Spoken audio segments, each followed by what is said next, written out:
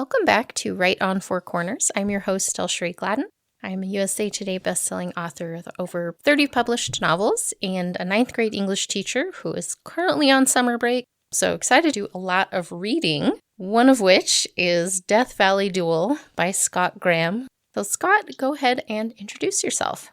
Scott Graham, live in Durango, Colorado, and have got the National Park Mystery series that I have been writing for the last decade, basically, published by Torrey House Press. And Death Valley Duel is number 9 in the series, coming out on June 4th.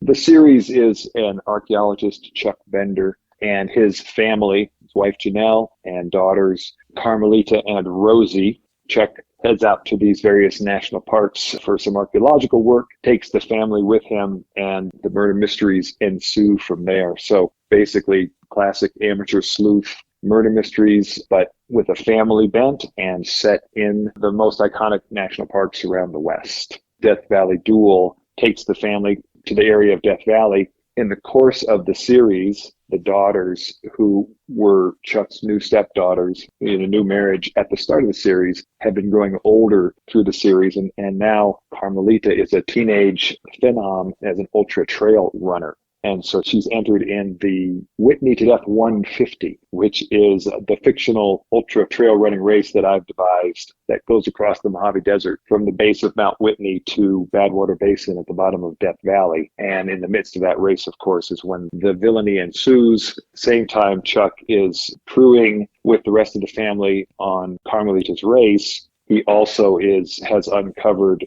an archaeological find of really century-old evil. And is that crime, that evil, that then kind of comes to the fore in the midst of the race. And that is then the two kind of driving plot lines of the race combined with this archaeological find and what it has brought up 100 years later that then drives the plot to its climactic finish as the race plays out. Thank you for that overview. And this one, I have to say, I got it right as we were starting finals week with my students. And finals week for students is really stressful. For me, it was like, great, I just get to sit here and watch you guys take your finals. So I read Death Valley Duel in less than 24 hours. It was a really fun read. I enjoyed it. And there were a couple of things that stood out to me about this one that was a little bit different. The main reason that they're going to the area is for Carmelita's race, rather than with the last one, Saguaro Sanction, we were going to that area for the work. So I thought that was kind of a fun switch that initially the focus is on the race and the daughter and preparing for that. And you get surprises all along the way of what's actually going on throughout the whole thing. So I really enjoyed that as well. I'm glad to hear that. And it was kind of funny because there were a couple other things. I've been to Death Valley only once in July, which is the absolute worst time to go. But it happened to be the only time our family, me especially, I was still working as a dental hygienist and our practice had just been sold and we were moving to the new office like right at that time. And that was really the only time I could get off work was that 4th of July week. And we had wanted to go through and do national parks through Nevada and California. And it was like, well, this might be the only time we make it. So we're going to go. And it was horribly insanely hot, but it was beautiful and we really enjoyed that. So I certainly was feeling for the characters. They're there in April, which sounds like a much more pleasant time to visit Death Valley. But the other thing that I thought was interesting was this ultra trail running, which I live in Farmington, so not too far from you. So I am aware of these ultra races, which just sound awful to me. Exactly. I used to be a runner. I messed up my ankle, so I don't run anymore. I'm learning how to mountain bike instead. But I was kind of aware of what they were and the extreme nature of them. And my older brother, Brian, has a friend who does ultra races, and they've crewed for her a couple of times. So that was kind of fun to see these various experiences that I've had or know about through friends and family and see them all brought together in this book. So for me, that was a fun added layer to it of like, oh, I've been there. I know about this a little bit and putting it all into one story. So I really enjoyed those aspects of it as well. I'm glad to hear that, because that's my goal with these books, of course, is to introduce people to new aspects of the outdoor world, and honestly the national park world, but also just kind of the West and all the fun things that go on out here. Folks primarily like you and me, we're familiar with just kind of going out for a jog and going out to use running for a workout. And yet these ultra races are out there. And it turns out that, as crazy as they are, my wife and I have raised our older son to be one of those who wants to do this crazy thing. And then he's done a number of these ultra races. And then he has kind of hornswoggled us into being his crew on a couple of these races. And so it was during one of these races where you see all this intensity playing out among these athletes, and how they run 24, 48 hours straight, and they are coming in the middle of the night to these aid stations, exhausted and barely able to keep moving. And then they get, revivified through the help of their support crews, and they're chowing down on the foods that are in the aid station. And then you've got storms, and you've got all of this intense kind of havoc playing out before your eyes. And it occurred to me that same intensity lent itself beautifully to a murder mystery, because you have this, in all this cacophony and all this that's going on, you've got this opportunity to have a villain killing people quite easily, and can very well possibly get away with it. And so that was really when the idea for this book was born, was crewing for my son and saying, you could take, this intense activity and then just add the layer of a murder mystery to it, and honestly have not only a really fun time, but also an opportunity to teach people about the sport that I got to be familiar with through my participation in it as a crew member. And then also, this book takes readers on a journey of the trails that the runners are on, which cross Owens Valley, west of Death Valley and Death Valley National Park, but east of the Sierra. And that valley was the story I wanted to tell as well, because as we've discussed before, each of these mysteries that I write has either an environmental or a social justice theme wrapped, kind of wound through the plot of the story that I find of interest, that I want to share with readers as well for each of the parks that the books are set in. In this case, I explore the takings of the Owens Valley water by the city of Los Angeles 100 years ago, when all the waters that used to flow across and into Owens Valley now flow into the California aqueduct and go down and supply the water for the people of Los Angeles and the metropolitan area down there. In the meantime, Owens Valley has basically been desertified, or, desertification has occurred. And so the Paiute tribe that used to tend this beautiful valley has watched it turn into a desert, and Owens Lake has dried up. And the worst toxic dust storms in North America lift off of that thing with each windstorm that sweeps across the valley. And so I'm tying that truth to the potential that could happen if the continued draining of Great Salt Lake occurs in Utah, and the same sort of toxic dust storms that could lift off of Great Salt Lake and sweep through Salt Lake City. So I'm playing with very real environmental issues in these stories as well. And, back to the beginning of what we were talking about, that race gave me the opportunity to introduce that idea to readers in what I think was a very fun and action-oriented way. Well, and I was curious to know, because like you said, your books all have this dual component of national park and either an environmental or social justice issue.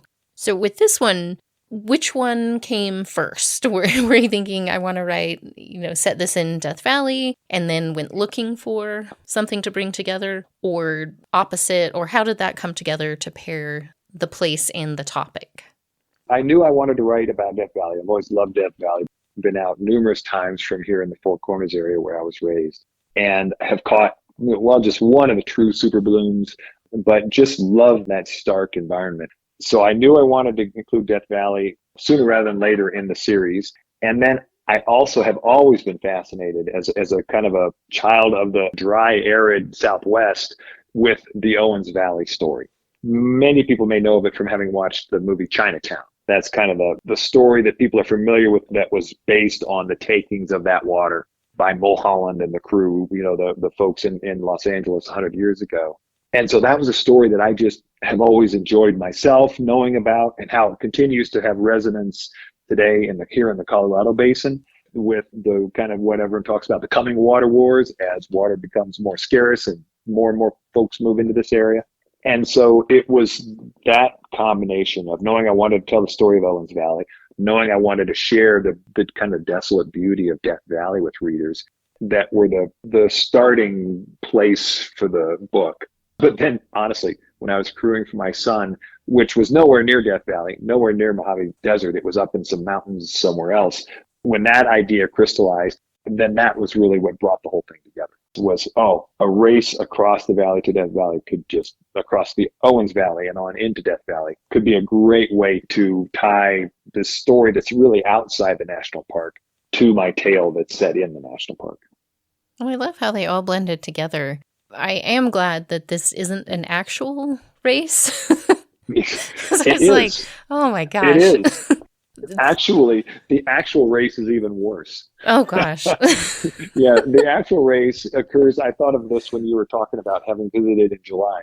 The race that I've used a fictional version of is called the Badwater 135. And it starts the third weekend of July every year. And racers run from the bottom of Death Valley west to the base of Mount Whitney over the three mountain ranges that I describe in the book, wherein I have my racers coming from Mount Whitney and going east across those three mountain ranges and ending at Badwater Basin. So at least I chose April and turned it backward, of course, to be racing toward the national park, but also because I could take them away from roads in April and they could be safely running without dying of heat prostration in the desert on trails in the backcountry where nefarious activities and bad deeds could more easily play out. The Badwater 135, they actually have to run on the paved roads. They follow paved roads all the way to Mount Whitney because they're basically followed by support crews who dump ice water on them the whole time they're running. It's really one of the more insane events out there. And of course, the runners who run it celebrate the insanity of it in a very fun way. There's a couple of documentaries out there that people can watch that you just kind of scratch your head. But of course, all of us as humans, we do all sorts of things that we scratch our heads about. And those are the things that I like writing about the most. Well, it does certainly make for a good story. Yeah, absolutely. Hard for me to understand why someone would want to do that. But, exactly. Everybody's got their thing. Right. Yeah, I used to run half marathons, and I was pretty sure I was dead at the end of those, so I can't even imagine doing the rest. Precisely. And again, that's the fun thing about these books is I always try to take the readers into the backcountry, and I always try to give them the flavor of something that, most of us don't necessarily get to know about. So I've taken readers down Cataract Canyon, whitewater rafting in Canyonlands Carnage a couple of years ago. As you mentioned, Saguaro Sanction took them out into the Sonoran Desert. And so I try to take my readers to places that I've had the fortune to visit, but that many folks don't have the opportunity to see. Well, like you said, there are just so many unique aspects of national parks, which is really, I guess, why in a lot of cases they're made national parks, to protect their uniqueness and their beauty and just these amazing places for a variety of reasons. But they're there, they're open to the public, but this is a huge country. Not everybody has the opportunity to travel around to see all of these different environments and experience that. And that is something that I've always enjoyed about your books is the description, that sense of place, and really putting the reader into those environments. And I thought this one especially really did a great job of that because it is such an extreme environment. And you bring that in various ways with not only the terrain that they're running. There's a part where some snakes come into play. That's right, and we're not doing a spoiler there because we introduced those snakes in the prologue, so that they're kind of hanging out there the whole time, right? Yeah, yeah. And those are the Mojave green rattlesnakes, which indeed are the most venomous. And the ones that like to attack the most of all the rattlesnake species that are out there. So it was really fun to both introduce readers to that, I did not know that about rattlesnakes, that the Mojave Greens were what they were. And so to introduce, again, kind of a fun, interesting factoid to readers through the danger of a murder mystery was also kind of a treat. Well, it was kind of funny as I was reading that. You've probably come across this as well. I've seen it pop up in several memes now of various jokes. The study with the guy's got the fake leg and putting it over by rattlesnakes to see basically how are likely. Oh, you'll have to look. The picture there's a reason it's become kind of part of some memes. The picture's a little goofy looking, but it's actually an important message.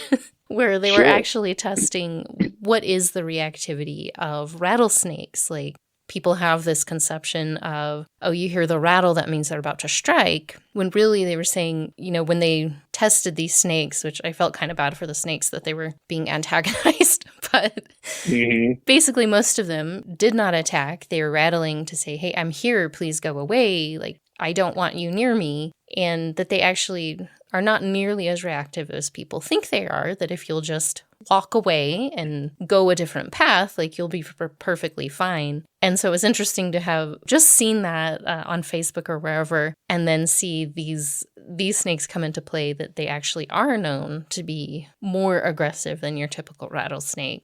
That was just fun to learn that, because, just those two things kind of coming together for me at the same time. It was like, oh, well, good to know. If I see that one, really going to keep my distance. That's great. Well, and I'm glad to hear that. And yet I do have Carmelita, who, again, readers who have read others of these mysteries will know is pretty smart for her age. And so she is in competition. The duel of the race is with another young teenage phenom of a runner. And she explains to that runner as they're running, they use each other for support throughout the race. And so then they have time to have conversations while they're running. And she does take time to explain, this is me sharing with the readers this fun information, that you're in fact right, that by and large, rattlesnakes, number one, they look like they do because they want to be camouflaged. They don't want to be seen by anyone. Number two, they use that rattle to warn people because they don't want to bite anyone. They don't want to have to attack. And that's exactly what they're trying to do, is warn danger away, or a threat away. And it's only under extreme duress, which is exactly how I place those snakes in the prologue, that they are prone then to finally be forced to become aggressive. Well, and that's always just a fun thing to be able to learn interesting and, in this case, very useful information if you're ever hiking in the backcountry of the high desert. There you go. Or any of the deserts too, I guess. You blend a lot of fact with your fiction, a lot of information that people might not know about an area, and bringing all of those together to really kind of come to this overall point that you're trying to make in each of the books, with this loss of water and the danger that it poses. And it's something that, us living here, we're very aware of water all the time. It's like, okay, when are the water restrictions going to kick in this summer? And right. How do we accommodate that? Like, right now, I'm redoing my whole backyard I let all the grass die. Cause I'm like, this is really dumb trying to keep this alive in the desert. And just trying to make it more easy to maintain, for one, but just something that makes sense for living in the desert, because it was not working at all. When I bought my house, it was just bad sprinkler system and all grass. And I was just like, well, this is silly. I'm not doing this. Right. And so that's something, living in this area, you think about a lot. We're very aware of water. And I really didn't think about it outside of this area as much. It was several months ago I read a New York Times article, and it was talking about the Midwest region with all the farming and the issues that they're having with water. That the farms and the way the legalities of who gets to access water and who doesn't, that a lot of their aquifers are being drained too quickly. They're not replenishing themselves, and that there are actually a lot of areas in the Midwest also that are really in danger of not having enough water. And I'm trying to remember, I think it might have been Montana, that there was an area where they have pretty strict laws about developments in whatever area it was, and like the subdivisions have to have their own source of water. And someone had kind of found a loophole with that and was trying to set up this big subdivision, and a lot of other people were trying to block it. So like, this is going to destroy this whole area. There is not enough water. And it really opened my eyes to, it's not just the Southwest. This is actually across the country, in many places around the world, that water is so valuable, and it's really not been treated as such for a lot of history. Probably a lot of that coming from ignorance and greed. But we are at this point in a lot of places where if this isn't dealt with and addressed, we're really going to be in some critical stages of water availability not too far in the future, which is really kind of crazy to think about.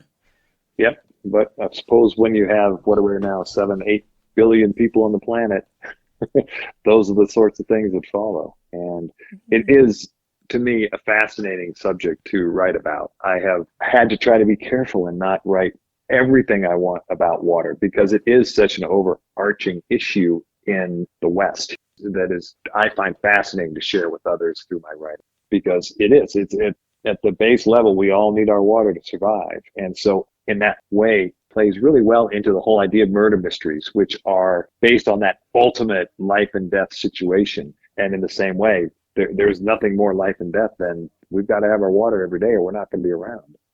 Absolutely. Well, I wanted to ask you how you approach your blend of fact and fiction. Because I know, like, you research something, and especially when it's something that you're passionate about and have put a lot of time and effort into learning about, it can be really hard to not just dump all of it into your story and overwhelm your reader with, like, and then there's this. So how do you approach that? How do you balance out the story, the main message that you're trying to get across, and bring it together in a way that's still fun and enjoyable and entertaining, but making that important information known to the reader? I have worked on that because I love the books that share information in a smooth and comfortable way. It's what I've always loved. And so that's my goal, is to achieve what I've enjoyed reading from others. It is, in fact, a learning process. I've found a couple of ways. Number one, I'll kind of give myself free rein in the first draft, and I'll just kind of throw in everything that I think is interesting. And I will let some of the preaching occur and just some of the kind of boring encyclopedia sort of information happen in those first drafts. And then what I've learned to do are two things. One, be brutal about taking out the stuff that's boring. And it's up to me to figure out, of course, what I believe my readers will find boring, and keep it short and tight in terms of the most interesting pieces from this national park and from this issue that I'm writing about. And so be very careful about not overwhelming the reader, and be brutal about cutting myself, basically, after giving myself free rein in the first draft, really being careful or being willing to edit myself in the second and subsequent drafts. The other thing I've learned to do is to share pretty much everything through dialogue. It is so much more fun for us as readers, and for me as a reader, and I think for my own readers of my work, to learn through dialogue as opposed to exposition. When we're being fed, okay, we're accepting that we're going to have some kind of information here that's going to be interesting, but it's so much more fun when it's tied into people's conversation. And so there are times, I'm sure, where the conversations I have my characters involved in are slightly more stilted when it's just a pure thriller, pure murder mystery, because they are providing some information. But I believe my readers accept it much more readily than if I were to have taken that same piece of information.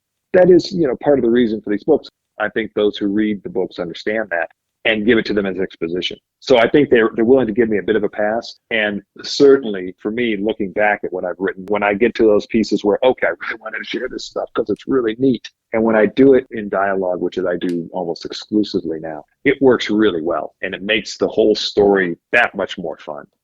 I think that's a great approach. Dialogue is so useful in so many ways, and it's something that I think a lot of writers don't realize how difficult it is to write dialogue well until they start trying to do it, and all of their characters sound like robots. Right. Precisely. So it really does take a lot of work in listening to those conversations. And I think especially when you're trying to get scientific or academic, more than just kind of casual conversation, and work that in, it takes an extra level of really paying attention to word choice and the delivery and the back and forth between. So it's not like, okay, we're sitting down to dinner. I'm going to give you my lecture on water rights in Nevada now. Precisely. Sit there and listen. Precisely. And that is something that, I really have to say you do a really nice job of. It feels very natural listening to the characters have these discussions and learn about it. Anyone who's interested in learning how to use dialogue to share important information like that, critically read how other authors do it and, check out Scott's book. But I think you can really find a lot of good examples out there of what to do and then what not to do. It's sometimes hard to tell when you're the one writing it versus when you read Right. it, it's always a lot more apparent of like, why do they sound so weird? Or this character's been talking for a page and a half now. Absolutely. I can't speak highly enough to the need to read out loud. And I'll often read out loud in front of a mirror too, because it is amazing what you can learn just from yourself and what you're trying to get your characters to do. Because of course, all these characters are coming out of your own brain. This is other, I'm sharing this with other writers out there listening in, but that reading aloud is so critical to it because you hear it differently in your ears than you do even on the written page. I also find that I'll do as many drafts as I can on the computer, but then I've got to start in on hard copy and I'll see things completely differently. And I will hear the dialogue completely differently when I printed that on a piece of paper. And then you take the step of reading it out loud. And again, it works so much better. In my case, I have realized that because of what I'm about, what I'm trying to do with my books, I can't be as fast and loose with dialogue, as quick and easy with dialogue as some of the pure thriller, pure entertainment mysteries that are out there, where you can really let the dialogue be a little bit closer to how we all speak in real life. In my case, because I know throughout the process I'm going to be dropping in some heavier bit of talk about various subjects in the conversations with my characters, I have them speak with a little bit more clarity, with a few more obvious commas, a few more use of pronouns throughout, so that then when we get to these a little bit denser pieces of dialogue, they're not as jarring as they would be if I were going along with that real quick rat-a-tat dialogue that you see in a lot of fiction these days. And then suddenly you had to slow it down so much to offer the information that I wanted to offer. And so that's one piece that I've learned to do differently, say, than I would if I were just writing pure entertainment, pure genre fiction.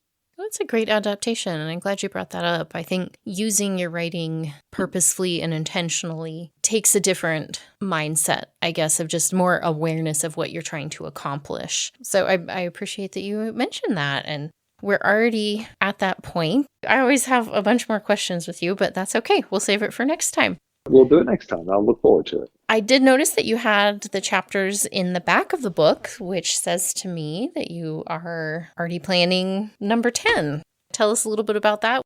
This is kind of a quick two-part answer because next year will be the 15th anniversary of Torrey House Press, which is the environmental publisher, nonprofit publisher out of Salt Lake City that my series is published by. And also the 10th anniversary of the release of the first book in the series, Canyon Sacrifice, in celebration of Torrey House and my series kind of growing together to the point where, and I would encourage people to go visit the Torrey House Press website. They're a true juggernaut in the environmental publishing world these days, both nonfiction and fiction. They are re-releasing Canyon Sacrifice, renaming it Grand Canyon Sacrifice in these days of search engine optimization, and re-releasing that as a special 10th anniversary edition. So that'll be next year. And then Great Sand Dunes Massacre will then be coming out in 2026, and that'll be the 10th book in the National Park Mystery Series. Set close to home here in Colorado, so it's fun for me to come back to a local national park, spend some time in the San Luis Valley, where I've spent a lot of time in my youth and over the years, and just share the amazing story of really the Great Sand Dunes, why they're there, how they came to be, the threats again from water depletion that threaten their existence in the future, and then also going back historically to political events in Colorado that then tie into that massacre title and bringing those events to the front. Well, I am excited to read that one. That's actually somewhere Yeah. I have yet to visit, but it's on our list of places to go. So hopefully by then I'll have actually been there. I'll be at Amy's Bookcase in Farmington July 9th, and hopefully you'll be able to swing by and say hi. Absolutely. Well, again, thank you so much. Thanks, DelSheree. Such a pleasure talking with you.